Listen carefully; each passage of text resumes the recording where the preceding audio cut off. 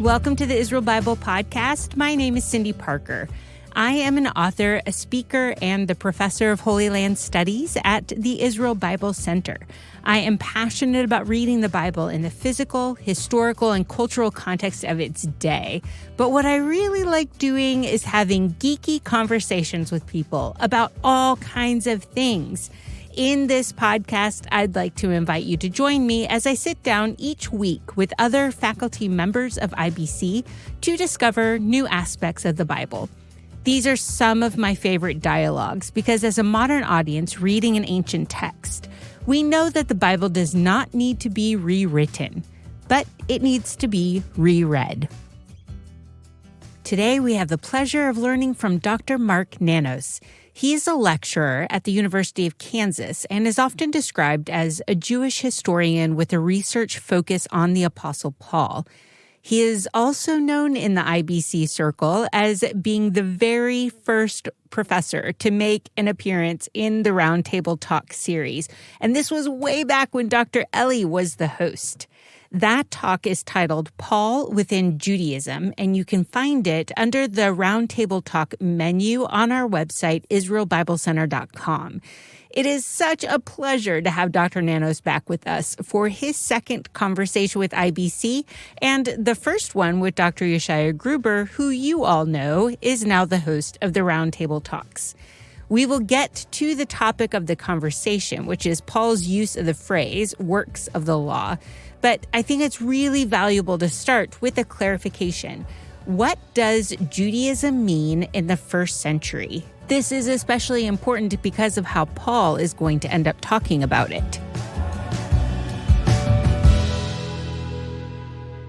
I use Judaism in discussions of Paul in the first century. I think it's extremely useful. And in fact, with dialogue partners who are more famous than me, who refuse to use Judaism, I've tried to make the point that in Pauline and New Testament and Christian origins, or even just Christian studies, it is extremely defamiliarizing to place one who authors such foundational works as a Jewish writer. And I don't just mean ethnically born to Jewish people or formerly having practiced Pharisaism or some other kind of Jewish way of living, of thinking, of arguing, but one who still should be understood to be doing that. So when I use Judaism, I'm really talking about a culture which can be named, it seems to me, even if we want to call that more etic than emic, because he barely uses it, but he does use it. And I think that argues also against those who say we shouldn't use it. He does actually use it in Galatians. And so even if it's rare, the point is that Israelites first, and then the Jewish people, the Judeans, who returned, developed a way of life, a culture, a way of instruction, a way which is what Torah means, of course, a guidance and instruction for how to live. It was developed by Israelites and later Judeans, for Israelites and later Judeans.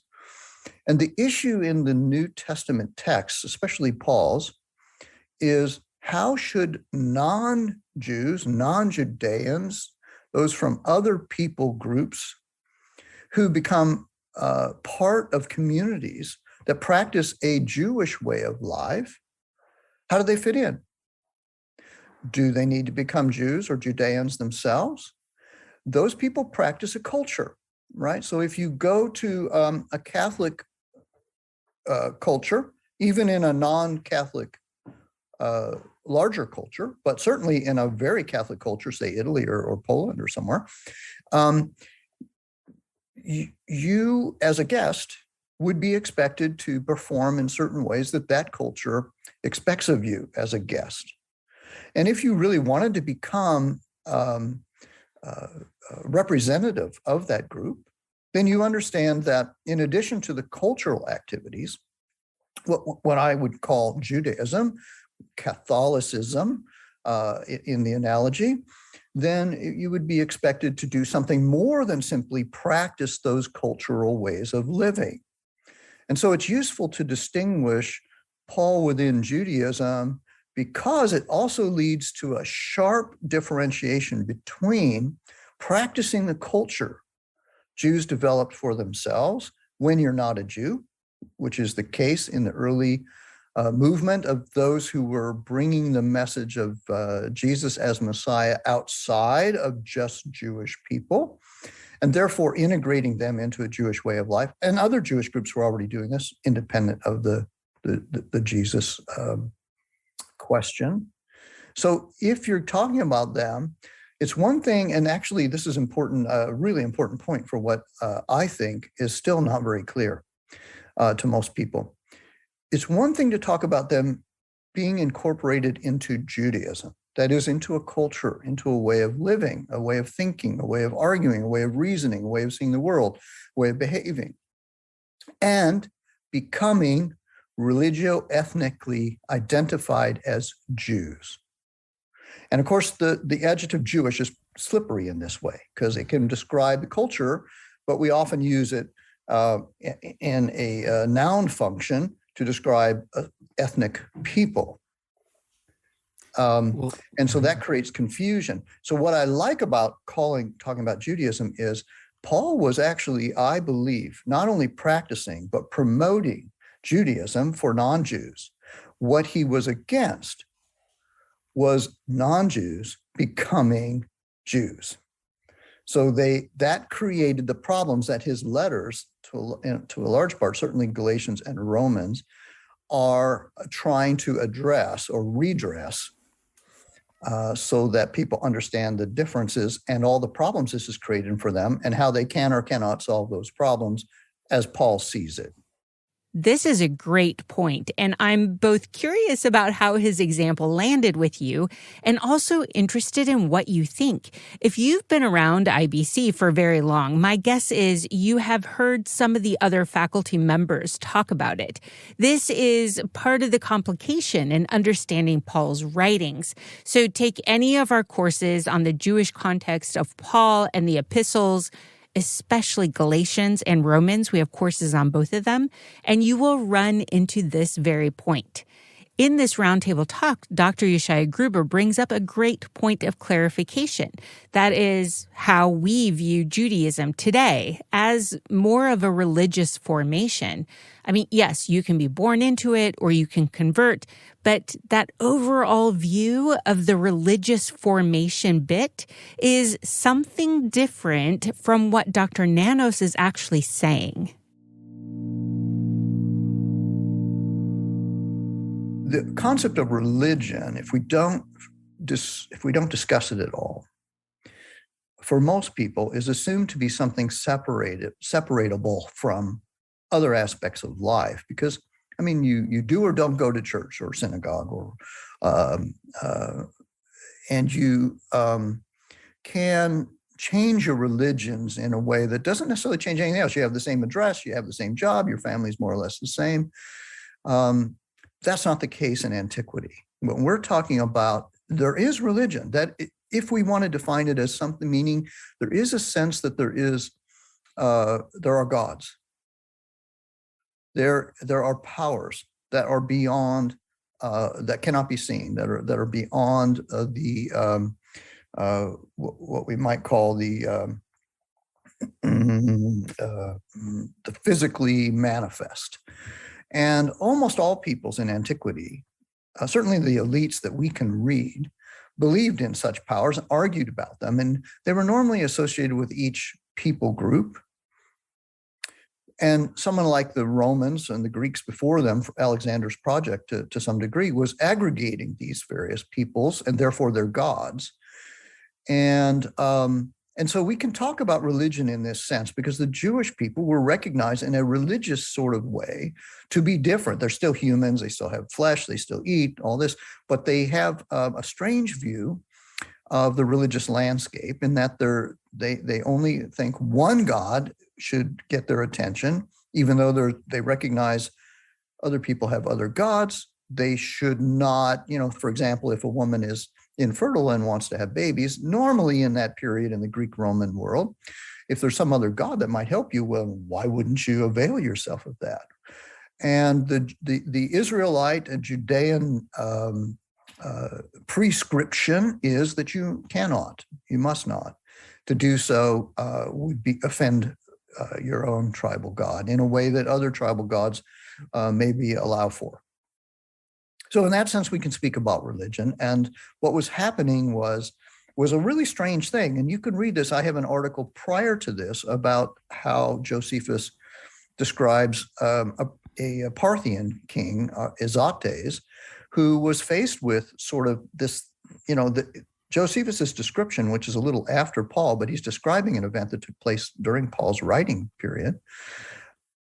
We see this struggle between what it means to talk about a geo-ethnic identity, a people in a place with certain gods, and something that can travel outside of their geopolitical land and be practiced by expatriates, if you will. That creates this interesting thing I think we can talk about, that in a place like Rome or Athens or somewhere in Turkey where Galatian groups were, you could practice a Jewish way of life without it being related to temple and Judea. Not that it didn't care about those, but they weren't accessible to you. And other people could join you in worshiping your God without being part of your ethnic group. So in that sense, we can kind of talk about it. But for them, they were all embedded together. And that's part of actually what Paul's problem was. Let's talk a little bit about some of Dr. Nanos' recent work in which he talks about the Greek phrase ergonomou, often translated works of the law. But is that a good translation? Dr. Nanos has written here and there about it in a few sentences or within footnotes, but he finally tackled it. And he recently published an article articulating his views more fully. So, how do we begin to understand this seemingly simple Greek phrase, which is actually a bit complex?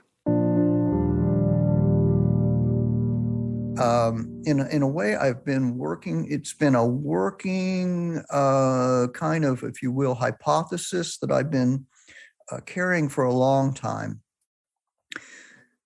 And it gets at something, in defining itself, it gets at something that has been maybe one of my biggest, biggest questions about how Paul's been read and understood, and that's shaped not only Christian culture, but world culture with the way that this has been solved in the past. And that is this phrase ergonomou, most of you who don't know Greek will be familiar with as either the works of the law or works of the law. The phrase ergonomou doesn't have an article in it, although in Greek, sometimes with English, we can use the article. But one of my arguments is that we shouldn't in this particular case, because it already presupposes things that I think we should question. But the word erga is translated in that phrase, works. And nomos, antinomian, you might be familiar with, someone who doesn't think laws should be how we organize society. Nomos is translated as law. Now, there's nothing necessarily wrong with either one of those translations. Those words can be used that way. Just as in English, we can use the word law and we can mean the law of gravity. We don't mean some law that somebody has formulated and polices and throws you in jail for breaking. We mean principle in that case. And we also can use law for customs. That's not how we do it here. That may be how you do it somewhere else. It may or may not be a formal law. There isn't a law which side of the staircase you need to go up or down. But if you live in England versus living here, you probably choose a different side of the staircase to go up or down. That's a principle. It's a custom. It's a norm. So law, in a Christian discourse about Paul's letters normally is understood in a very tight sense of legalism, of course, is normal in traditional and discourses about Paul and Christianity, and what's different from Judaism in the normal discourse. We get ergonomic from, right? You have an ergonomic chair. It fits you a certain way that your body is better in. And in that sense, you say it works better. It also can mean works in the sense of deeds, which is how it's normally understood in discourses about Paul. That is, actions that you take, and you'll often see in those discourses human accomplishments.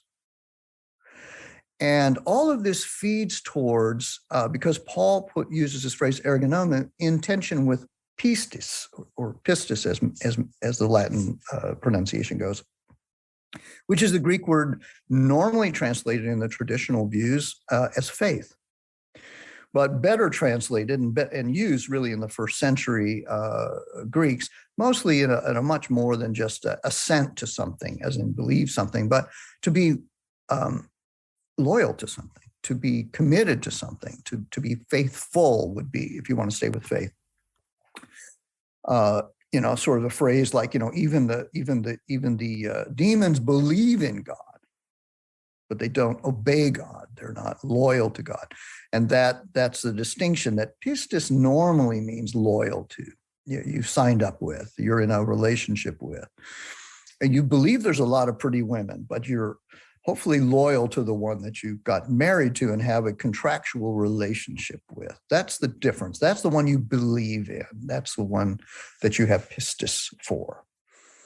And so what happens is if you put those into a binary relationship, as the tradition reading of Paul has done, and the new perspective on Paul pretty much perpetuates, changing some elements, but not really changing the major way the stream runs in the riverbed, you get into a tension that I think is, that has caught my attention for actually more like 40 some years.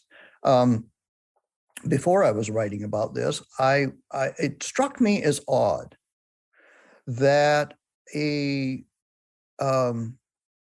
way of life, Christianity, based on these kind of language, would see believing or being loyal to something in tension with doing human accomplishment, deeds, often called good deeds.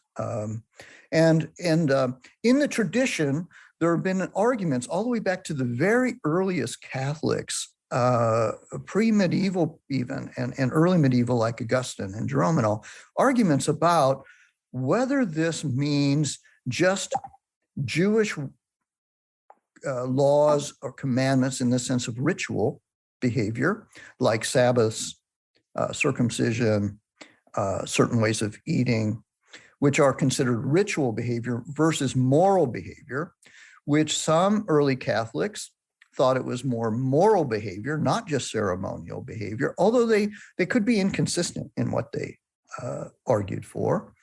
And that was picked up by the reformers, Luther being an Augustinian himself and others, who, in reacting to a Catholic problem about indulgences and other activities that were a result of this kind of, to me, strange theological separation between what you believe and what you do, they emphasized, and so it's common for most people, I would say, where I live in America, and probably most Protestants and Catholics have the concept that the issue has to do with a broader sense of doing Jewish things or even doing good things that you think will earn you favor with God or salvation, to use the normal language.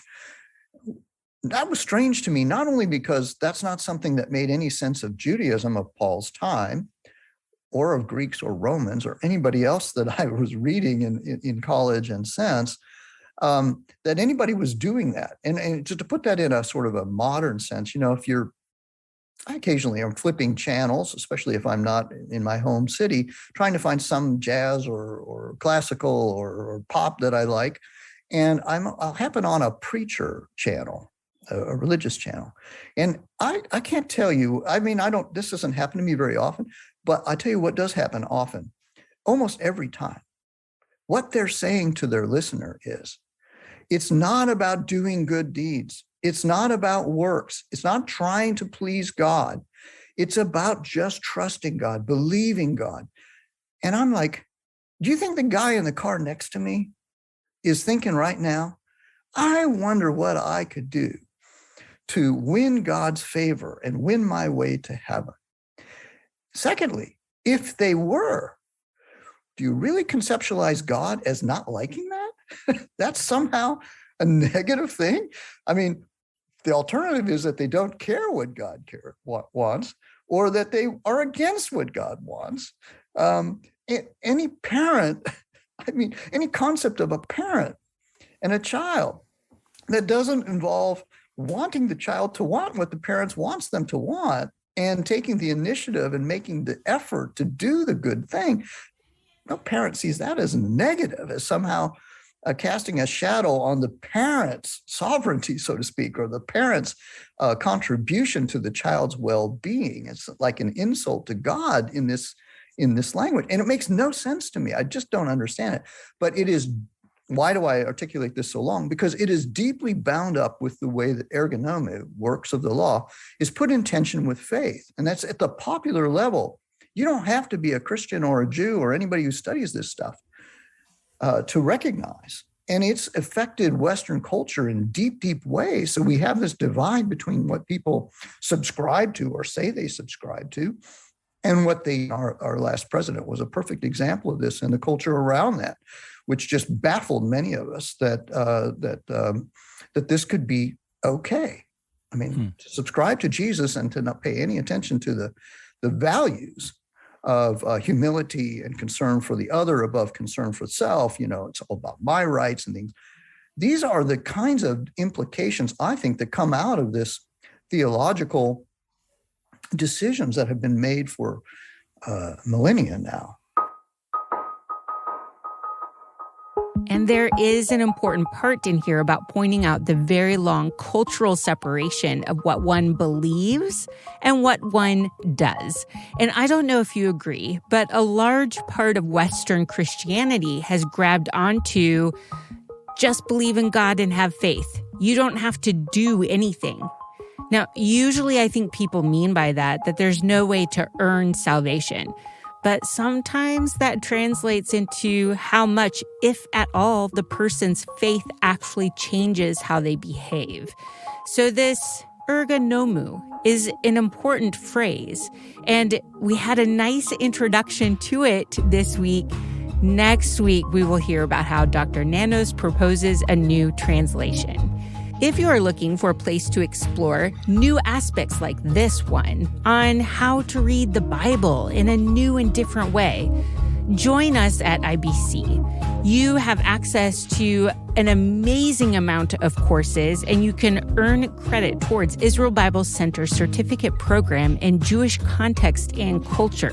You also have access to a whole bunch of amazing roundtable talks with world-renowned scholars. Thanks to Jeremy McDonald from Mason Jar Music for doing an amazing job editing, mixing, and adding in all the good music. Thank you for hanging out with me and being curious about all things Bible related.